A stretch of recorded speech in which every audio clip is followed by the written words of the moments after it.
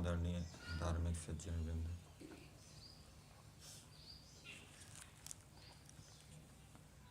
यजुर्वेद का 32वां अध्याय आज मंत्र संख्या 9 का स्वाध्याय किया गया। इस मंत्र के ऊपर आज विचार करेंगे।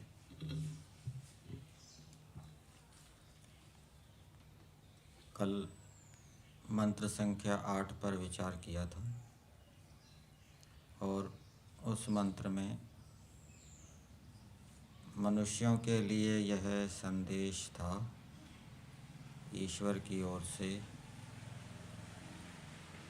कि मनुष्यों को विद्वान बनना चाहिए और विद्वान बनकर ईश्वर का निश्चय करना चाहिए, ईश्वर को जानना चाहिए। ईश्वर के विषय में भी कुछ बातें बताई थी कि ईश्वर बुद्धि बल से जाना जाता है। एक शरीर का बल होता है और एक बुद्धि का बल होता है। जिसका शरीर बलवान है, जिसके पास शरीर का बल है, वो सर्दी गर्मी भूख प्यास आदि को सहन कर सकता है, भार आदि उठा सकता है,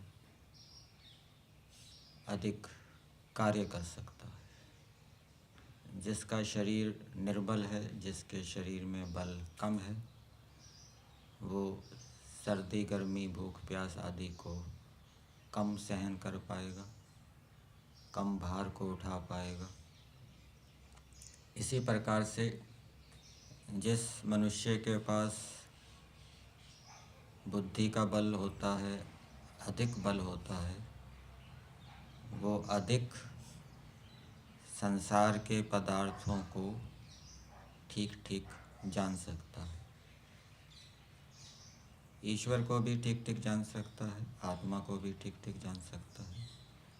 और जिसके पास बुद्धि का बल कम होता है, अर्थात जिसके पास विद्या कम होती है, वो व्यवहारिक पदार्थों के विषय में और आत्मा परमात्मा के विषय में ठीक ठीक निश्चय कम कर पाएगा, कम जान पाएगा।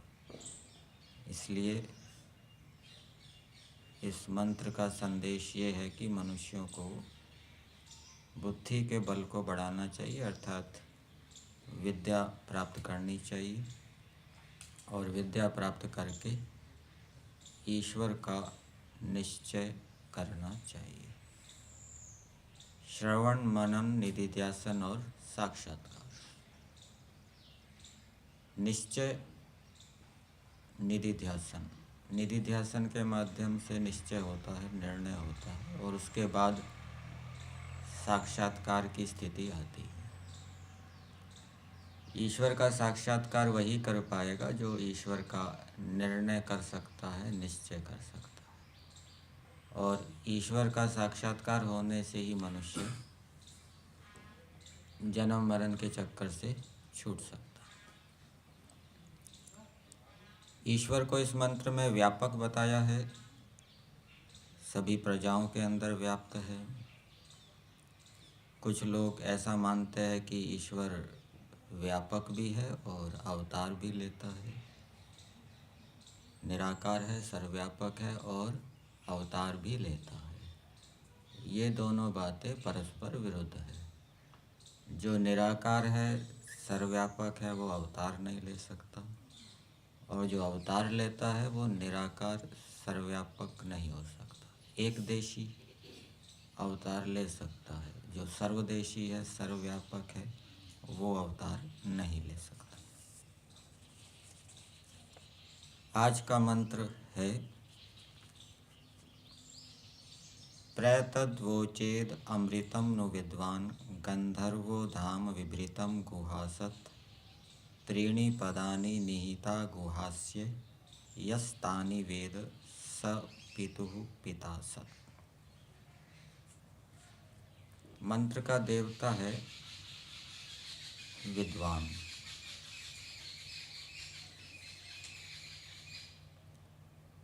कौन मनुष्य ईश्वर का उपदेश कर सकता है? ईश्वर का उपदेश करने वाले मनुष्य के अंदर क्या योग्यता होनी चाहिए, वो आज के मंत्र में बताया है। और ईश्वर के विषय में भी आज के मंत्र में कुछ बातें बताई हैं। और इस मंत्र से ये भी संदेश मनुष्यों के लिए ईश्वर की ओर से है कि मनुष्यों को ईश्वर का उपदेश करना चाहिए और ईश्वर का उपदेश करने के लिए वैसी योग्यता को अर्जित करना चाहिए। मंत्र में दिया है, प्रैतद्वोचेद अमृतम नु विद्वान। पहला क्रियापद है वोचेत, करता है गंधर्वो विद्वान। गंधर्वो विद्वान प्रवोचेत। गंधर्व विद्वान उपदेश करे। ये ईश्वर की ओर से प्रेरणा है।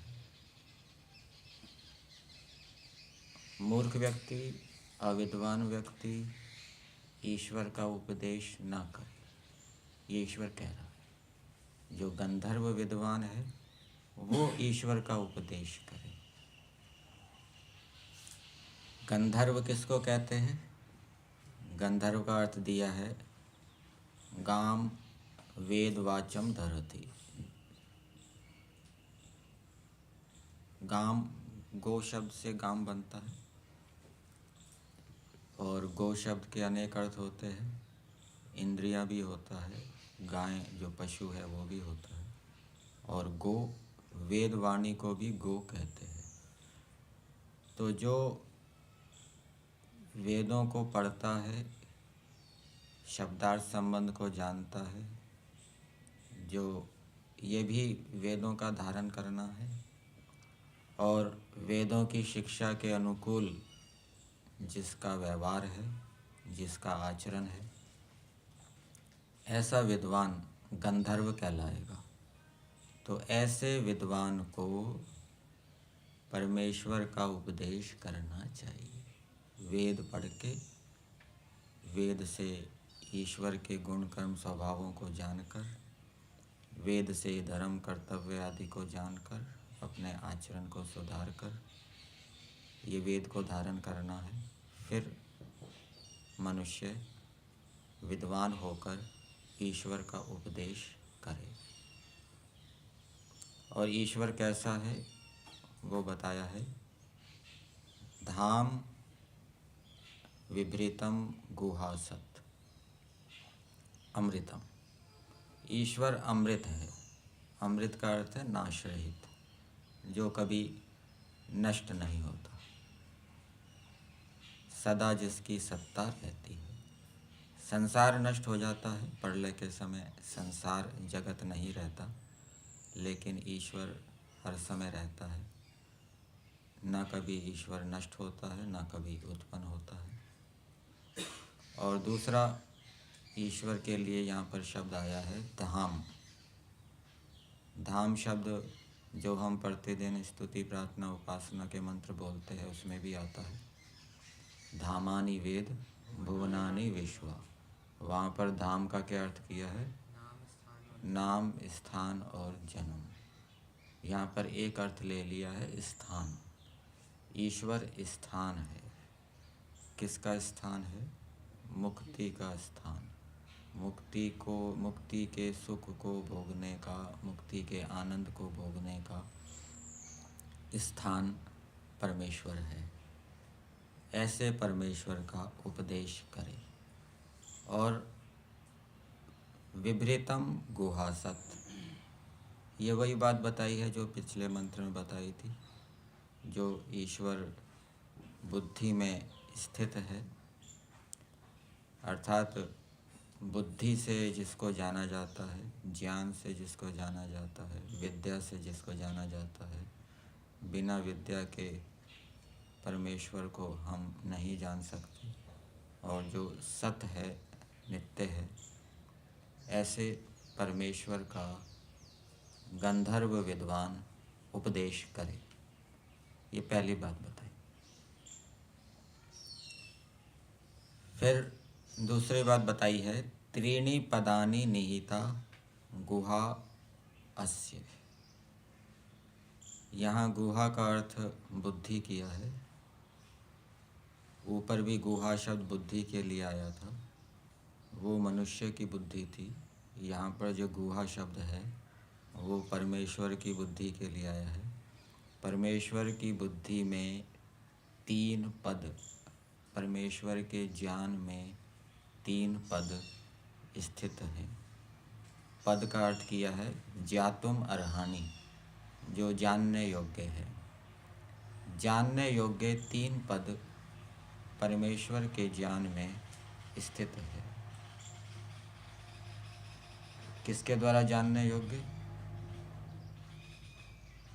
जीवात्माओं के द्वारा, मनुष्यों के द्वारा जानने योग्य 3 पद परमेश्वर के ज्ञान में स्थित है। परमेश्वर तो जानता ही है, परमेश्वर के ज्ञान में स्थित है मतलब क्या?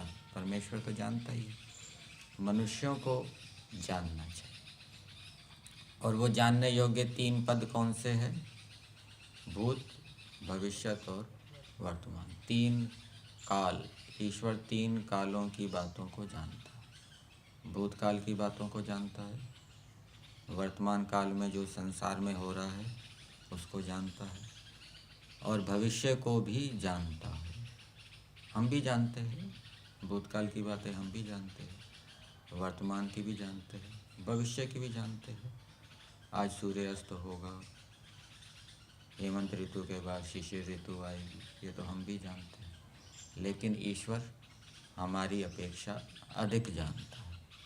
और जीवात्मा कैसे कैसे कर्म कर सकते हैं ये भी ईश्वर जानता है। बुरे से बुरा कर्म, अच्छे से अच्छा कर्म जीवात्मा कैसा कर सकते हैं वो ईश्वर जानता है।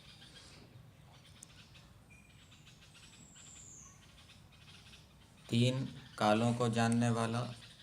और दूसरी बात बताई पदानी से, उत्पत्ति, स्थिति और प्रलय, इसको भी ईश्वर जानता है। कब संसार की उत्पत्ति करनी है, कैसे करनी है, संसार का पालन कैसे करना है, न्याय व्यवस्था कैसे लागू करनी है, कर्मफल व्यवस्था कैसे लागू करनी है, कौन से जीवों को कौन सा कर्म का फल कैसे देना है, ये सब ईश्वर जानता है। और प्रलय कैसे होती है ये भी ईश्वर जानता है।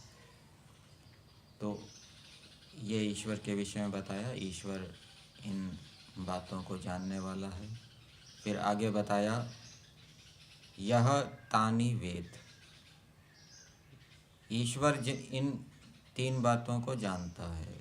तो जो विद्वान भी इन 3 बातों को जानता है, उत्पत्ति, स्थिति, प्रलय के विषय में जानता है कि उत्पत्ति कैसे होती है। सांख्य दर्शन के अंदर उत्पत्ति प्रक्रिया बताई गई है, संसार की उत्पत्ति कैसे होती है। प्रकृति से मैं तत्व बनता है, मैं तत्व से अहंकार आदि बनते हैं। और वहाँ प्रलय का वर्णन भी है, प्रलय कैसे होती है। पंच महाभूत टूटकर तन्मात्राओं में विलीन हो जाएंगे, तन्मात्राएं अहंकार में, अहंकार महातत्व में, महातत्व प्रकृति में। ये 3 बातें जो विद्वान जानता है। और इसके साथ साथ यहाँ भावार्थ में एक बात और लिखी है कि जो ईश्वर के गुण कर्म स्वभावों को जानता है, ईश्वर के गुण कर्म स्वभावों को जानता है, वो तो जो मंत्र में प्रारंभ में वाक्य दिया है उससे ही निकल जाएगा। क्योंकि जो गंधर्व विद्वान जो ईश्वर के विषय में उपदेश कर रहा है तो ईश्वर को जानता ही है, तभी वो उपदेश कर रहा है। तो इससे क्या बात निकल रही है कि मनुष्यों को वेद पढ़ के, विद्वान बन के ईश्वर को भी जानना चाहिए, और केवल जानना ही नहीं चाहिए, उसका उपदेश भी करना चाहिए। और 3 पदों में यहाँ भावार्थ में ठीक ठीक पदार्थों के गुण कर्म स्वभावों को जानने की बात भी आई है। उत्पत्ति स्थिति प्रलय को जानना, भूत भविष्य वर्तमान काल की बातों को जानना, और संसार के पदार्थों को भी ठीक ठीक जानना। क्योंकि यदि हम संसार के पदार्थों के गुण कर्म स्वभावों को ठीक ठीक नहीं जानेंगे तो हमारा व्यवहार करना कठिन हो जाएगा, पदे पदे हमें बाधाएं आएगी। तो ऐसा जो विद्वान है, जो भूत भविष्य वर्तमान तीनों कालों में होने वाली बातों को जानने वाला है, उत्पत्ति स्थिति प्रलय को जानता है, ईश्वर को जानता है और सांसारिक पदार्थों को जानता है, ऐसे विद्वान के विषय में बताया है स पितुः पिता सत्, वह पिताओं का भी पिता होता है। एक तो ईश्वर को भी पिता कहा जाता है, पिताओं का भी पिता। त्वम ही नः पिता वसो त्वम माता। तो यहाँ पर वेद भाष्य में ऋषि दयानंद जी ने पितु का एक अर्थ दिया है परमात्मा। ऐसा विद्वान मनुष्य जो परमेश्वर को जानता है वेद पढ़ के और उसका उपदेश करता है, लोगों को नास्तिकता से हटाकर आस्तिक बनाता है, ईश्वर के विषय में बताता है, वो ईश्वर की रक्षा करने वाला है। और जो नास्तिकता का प्रचार कर रहे हैं कि ईश्वर कुछ नहीं है, ये संसार सदा से है, सदा बना रहेगा, वो ईश्वर की रक्षा करने वाले नहीं हैं, वो ईश्वर का विनाश करने वाले हैं। और जो ईश्वर के यथार्थ स्वरूप का उपदेश करते हैं, वो ईश्वर की रक्षा करने के साथ साथ बढ़ाते भी। एक तो खुद जानना, ये तो केवल रक्षा हो गई, और दूसरे को भी जानना, दूसरा भी ईश्वर को निराकार सर्वव्यापक मानने लगे, तो ये ईश्वर को बढ़ाना भी है। तो ऐसे विद्वान जो वेदों को पढ़ के ईश्वर को जानकर उसका उपदेश करते हैं, वो ईश्वर की रक्षा करने वाले हैं। जैसे संतानों के विषय में कहा जाता है कि संतानों को माता पिता की रक्षा करनी चाहिए, अर्थात उनको भी, माता पिता को भी बुराइयों से बचाना चाहिए, उनको भी ठीक मार्ग पर ले जाना चाहिए। माता पिता भी बालकों की रक्षा करें। आप वेद भाष्य पढ़ेंगे ऋषि दयानंद जी का, एक मंत्र के भावार्थ में ऐसा लिखा है कि बालक भी, संतान भी माता पिता को ठीक मार्ग पर ले चले। वो यदि कुछ गलत कर रहे हैं तो उनको ठीक बताएं, क्योंकि बालक भी कभी कभी अधिक बुद्धिमान होते हैं और माता पिता कम ज्ञानी होते हैं, वो गलत आचरण करते हैं। तो ऐसी स्थिति में बालकों का ये कर्तव्य है कि वो माता पिता को उपदेश करें, ठीक मार्ग पर चलाएं यदि वो गलत चल रहे हैं। और माता पिता भी बालकों को, कभी कभी माता पिता अधिक ज्ञानी होते हैं, बालक कम जानते हैं, तो वो उनको ठीक मार्ग पर चलाएं। तो जो बालक होता है उसको अज्ञ कहा गया है। अज्ञो वै भवति बालकः, जो कम जानने वाला होता है उसको बालक कहते हैं। कोई 70 साल का हो गया, 80 साल का हो गया, लेकिन बहुत कम जानता है, वो भी क्या है, बालक ही है। और पिता भवति मंत्रदः, जो विचार देने वाला होता है वो पिता होता है। तो छोटा बालक भी यदि बुद्धिमान है, अधिक जानता है, वो यदि कोई अच्छा विचार देता है, तो वो पिता के समान शास्त्रों के अंदर कहा गया है। तो वेद का संदेश है कि मनुष्यों को ईश्वर की रक्षा करनी चाहिए, और दूसरा अर्थ इसका किया है पितुः पिता सत, वो अपने पितरों की भी रक्षा करने वाला होता है। अर्थात यदि पितर कम जानते हैं और वो बालक अधिक जानता है तो वो पिताओं को, माता पिता आदि को ठीक मार्ग पर ले जाकर उनकी रक्षा करने वाला होता है। तो मनुष्यों को विद्वान बनना चाहिए, ईश्वर को जानना चाहिए, उसका उपदेश करना चाहिए, उपदेश करके ईश्वर की रक्षा करनी चाहिए, आस्तिकता की रक्षा करनी चाहिए, नास्तिकता को संसार से हटाना चाहिए और उस आस्तिकता को, ईश्वर को बढ़ाना भी चाहिए संसार के अंदर। और उसके साथ साथ जो विद्वान बुद्धिमान बालक हैं वो अपने से बड़ों को, जो कम जानते हैं, उनको ठीक मार्ग पर चलाएं, उनकी रक्षा करें, उनका मार्गदर्शन करें और संसार के पदार्थों को भी जानना चाहिए। संसार के पदार्थों को जानने से व्यक्ति संसार के सुख को प्राप्त हो सकता है। न विद्या बिना सौख्यम नरानाम जायते ध्रुवम। संसार का सुख है चाहे मोक्ष का सुख है, वो विद्या के बिना प्राप्त नहीं हो सकता। तो ये कुछ बातें मंत्र के अंदर बताइए, यहीं रख।